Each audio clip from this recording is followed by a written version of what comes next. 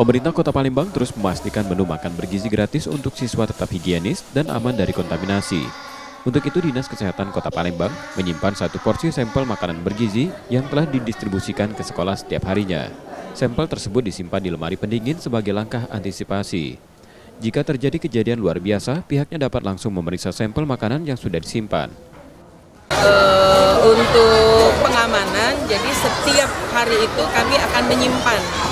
Jadi puskesmas ini dalam hal ini dilakukan oleh puskesmas, disimpan di freezer. Jadi kalau ada kejadian luar biasa itu sampel makanannya akan diperiksa lagi. Jadi dilakukan pemeriksaan setiap hari dilakukan. Tak hanya itu, Balai Besar Pengawas Obat dan Makanan juga turut melakukan uji sampel untuk memastikan makanan bergizi gratis tersebut aman dan layak dikonsumsi para siswa. Nur Muhammad, Kompas TV, Palembang, Sumatera Selatan.